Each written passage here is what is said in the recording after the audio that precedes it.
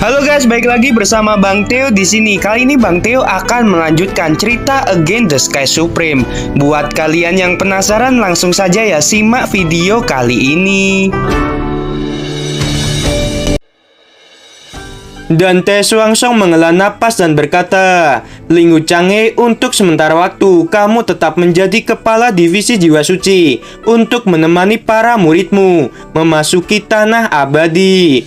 Muronghong, jabatanmu sebagai tetua kedua divisi jiwa binatang akan diturunkan menjadi Diaken. Ling Wuchanghe dan Muronghong bersujud karena diberi pengampunan dan berkata, terima kasih atas kebaikan kepala sekte. Bawahan pasti akan setia kepada sekte suci Huangfu sampai mati. Dan Teh Swangsong memandang Tan Yun dan berkata, Tan Yun, kamu harus sedikit menahan niat membunuhmu. Kepala sekte ini tidak ikut campur dalam pertarunganmu dengan Kang Siyuan. Tetapi kepala sekte ini hanya ingin kamu sedikit berbelas kasihan pada musuhmu. Tan Yun memandang Ling Wuchanghe dengan ekspresi dingin dan berkata, Ling Wuchanghe, aku tidak membunuhnya. Kamulah yang membuat muridmu mati. Jika aku tidak lebih kuat dari Kang Siyuan, mungkin aku yang mati di tangan Kang Siyuan saat ini. Karena itu aku tidak bisa melepaskannya begitu saja. Tan Yun menginjak kepala Kang Siyuan lagi dan lagi sampai dirinya merasa puas. Setelah itu Tan Yun menghilang dalam sekejap dan muncul di arena naga nomor 1, berdiri berdampingan dengan Mu Mengyi dan Sui Zian. Tidak, muridku. Ling Wuchanghe menangis dengan keras, melesat menuju arena naga nomor 2 dan mengambil mayat Kang Siyuan.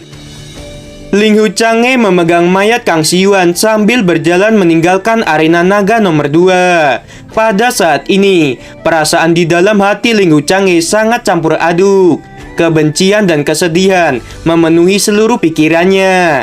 Aku, Ling Wuchanghe, bersumpah atas nama langit, jika aku tidak bisa membunuh Tan Yun, aku akan mati dengan mengenaskan, gumam Ling Wuchanghe di dalam hatinya.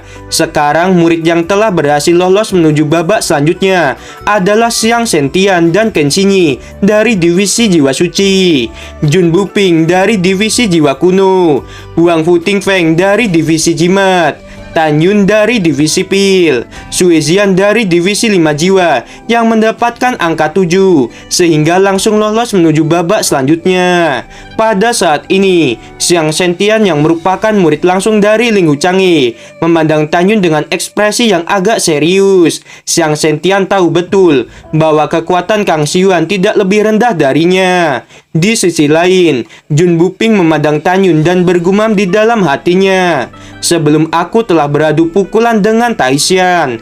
Dilihat dari pukulan yang Taishan lesatkan, kekuatan Taishan lebih kuat dariku. Adapun teknik tarian iblis milik Kang Siyuan, aku mungkin tidak bisa menahan serangan tarian iblis itu. Di sisi lain, Jun Buping memandang Tan Yun dan bergumam di dalam hatinya, sebelumnya aku telah beradu pukulan dengan Taishan. Dilihat dari pukulan yang Taishan lesatkan, kekuatan Taishan lebih kuat dariku.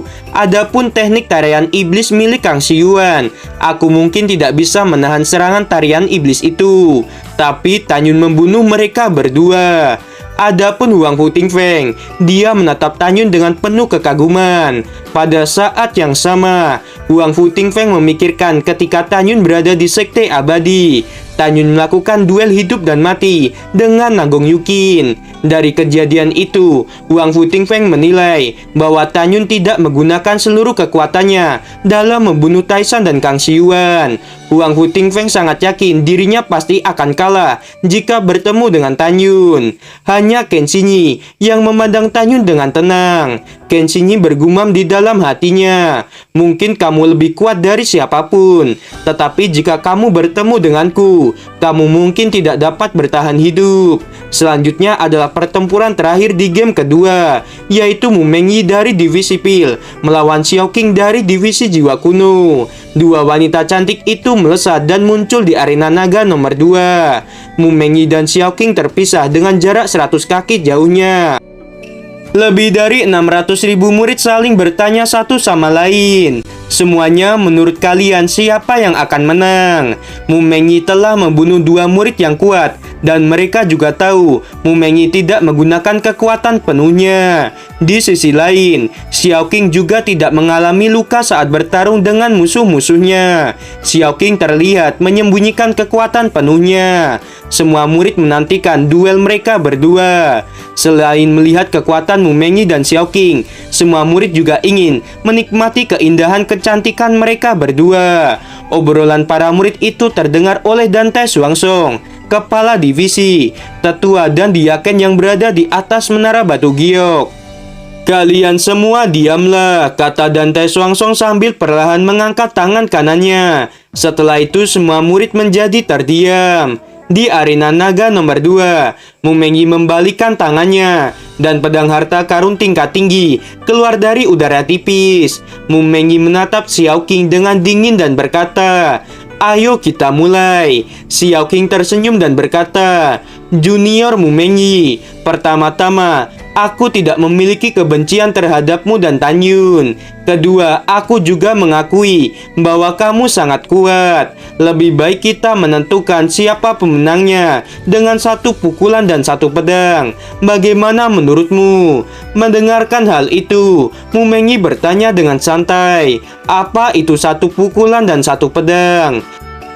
"1 pukulan mengacu pada serangan terkuat yang kamu dan aku miliki." Xiao Qing tersenyum dan berkata lagi, "1 pedang mengacu pada teknik pedang siapa yang lebih mematikan. Tidak peduli siapa yang menang, orang yang menang harus mengampuni yang kalah."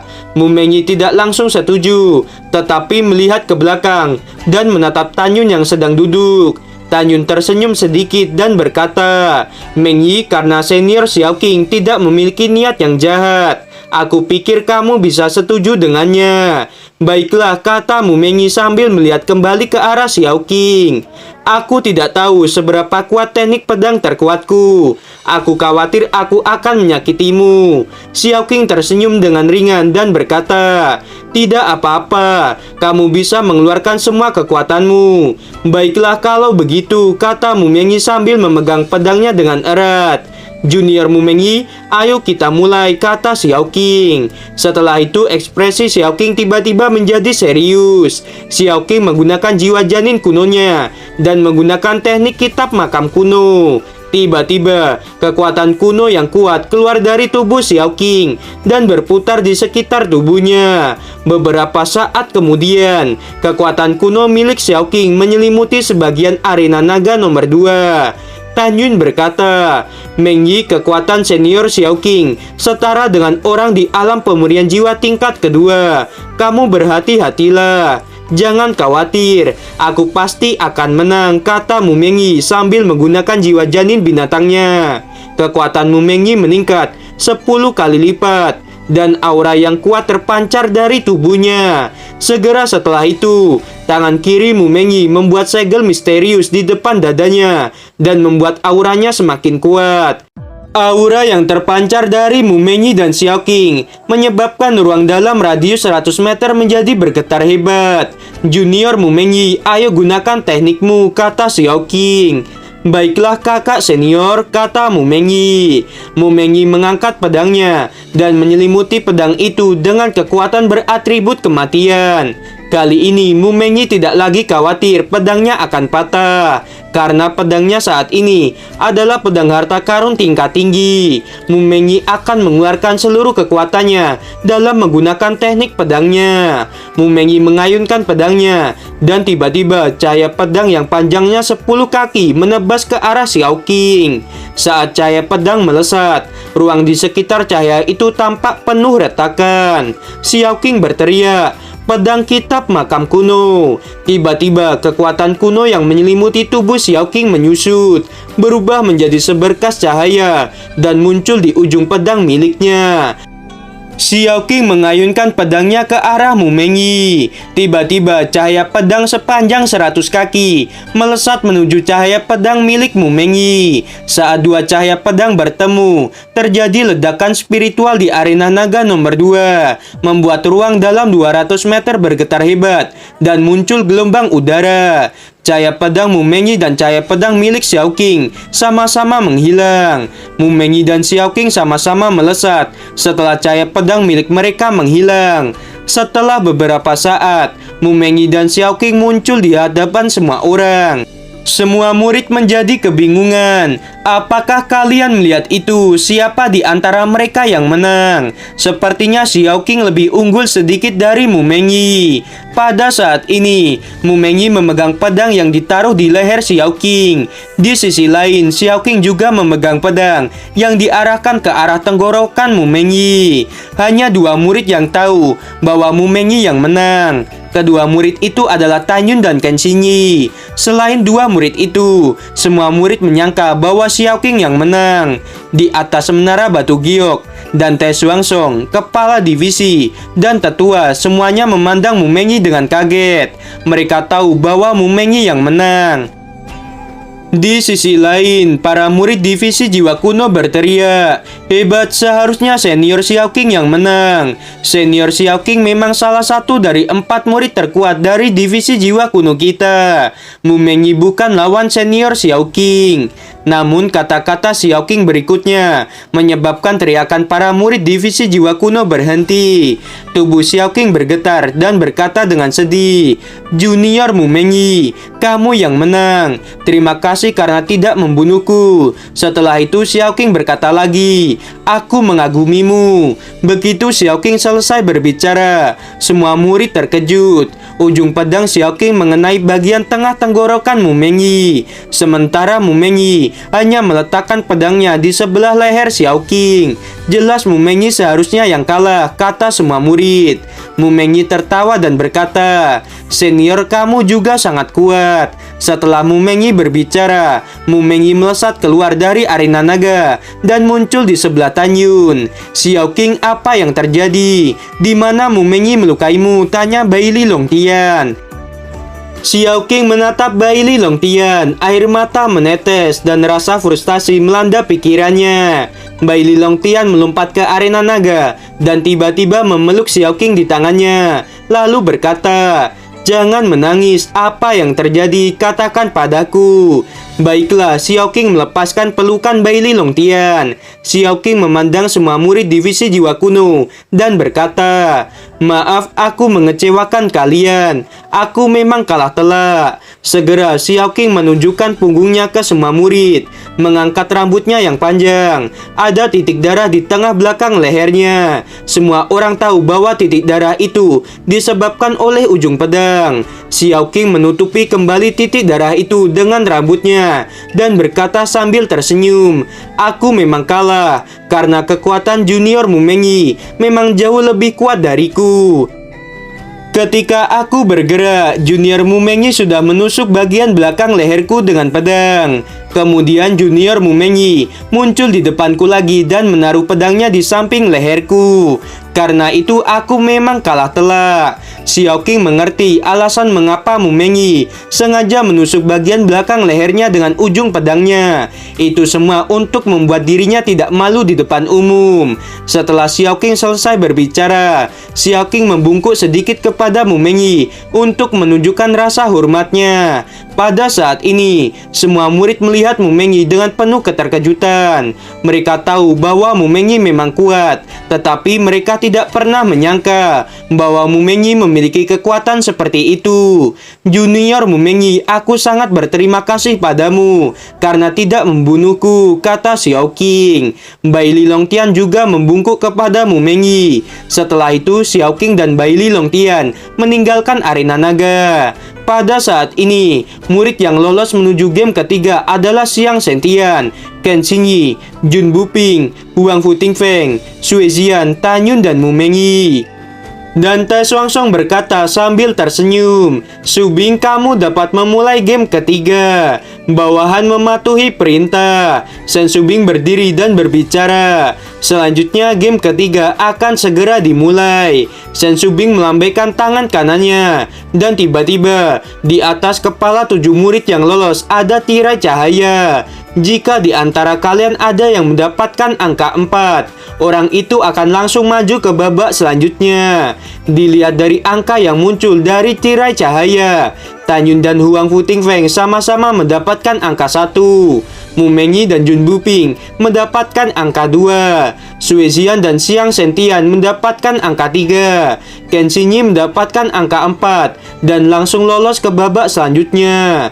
Tan Yun tersenyum sedikit dan berkata, "Saudara Huang Futingfeng, mari kita mulai."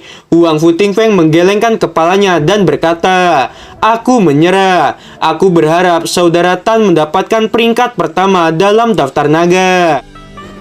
Karena Huang Futingfeng mengaku kalah, Tan Yun langsung lolos ke babak selanjutnya. Sekarang Mu Mengyi melawan Jun Buping. Mu Mengyi melesat dan muncul di arena naga nomor 2.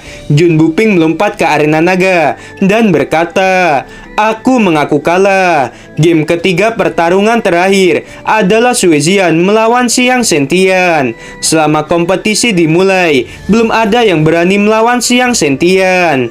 Tadi malam, Ling Wuchanghe memerintahkan Xiang Sentian, Ken Xinyi, dan Kang Xiuan untuk membunuh Tan Yun, Mu Mengyi, dan Sue Zian jika bertemu dalam duel. Pada saat ini, setelah Xiang Sentian melesat menuju arena naga nomor 2, Xiang Sentian berharap agar Sue Zian tidak menyerah dan dirinya bisa membunuh Sue Zian. Sue Zian muncul di arena naga nomor 2, berdiri 200 kaki dari Xiang Sentian. Tanpa menunggu Sue Zian berbicara, kepala 5 jiwa di atas menara batu giok berkata, "Xian, jangan lupa apa yang guru katakan tadi malam. Sekarang menyerahlah." Mendengarkan hal itu, selain Tan Yun dan Mu Mengyi, di mata orang lain, Sue Zian memang harus menyerah di hadapan Xiang Sentian.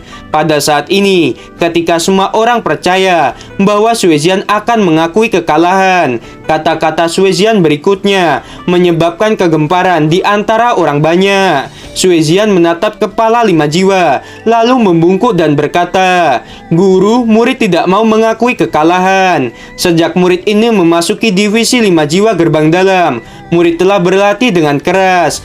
Kamu sangat bodoh." Kepala 5 jiwa gemetar karena marah. "Kamu adalah adik ipar Tan Yun. Xiang Sentian tidak akan melepaskanmu. Kamu bisa mati di tangannya." Sue Zian berkata, "Murid ini tahu bahwa Xiang Sentian tidak akan melepaskanku. Tetapi karena dia ingin membunuh kakak iparku, murid ini akan membunuhnya. Guru jangan khawatir. Meskipun Xiang Sentian kuat, tapi dia tetap akan mati di tangan murid ini." Mendengarkan hal itu, hati Tan Yun berdebar. Tan Yun percaya bahwa Sue Zian tidak akan kalah. "Xian, kamu memang murid yang tidak patuh," kata kepala 5 jiwa. "Guru, murid tidak akan kalah. Tolong izinkan murid ini," kata Sue Zian sambil bersujud. Kepala 5 jiwa menghela napas dan berkata dengan cemas, "Karena kamu bersikeras untuk tidak mengakui kekalahan, maka guru tidak bisa menghentikanmu. Xian, kamu tidak menghargai nyawamu sendiri. Guru sangat menyayangkan hal itu."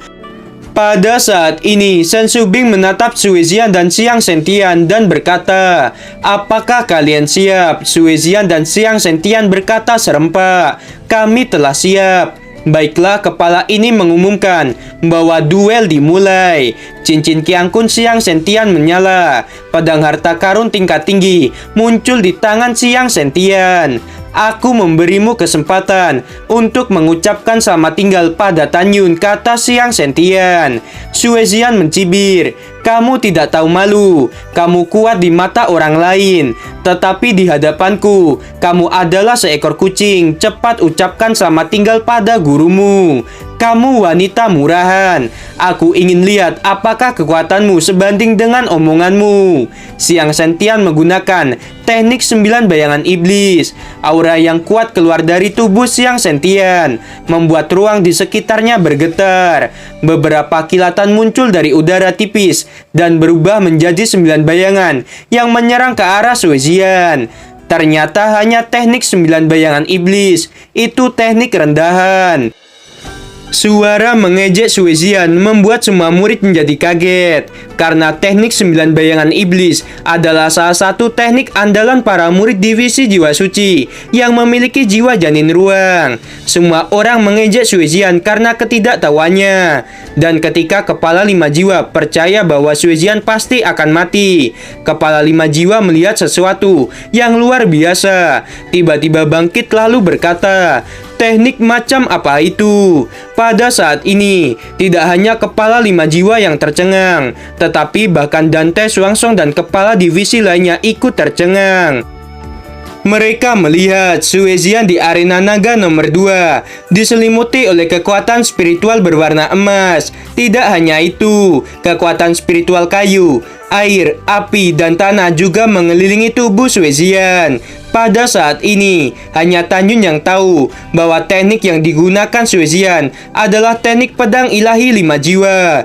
"Bagaimana ini mungkin? Mengapa kamu lebih cepat dariku?" kata Siang Sentian dengan panik. Serangan teknik 9 bayangan iblis milik Siang Sentian dengan mudah dihindari oleh Suezian.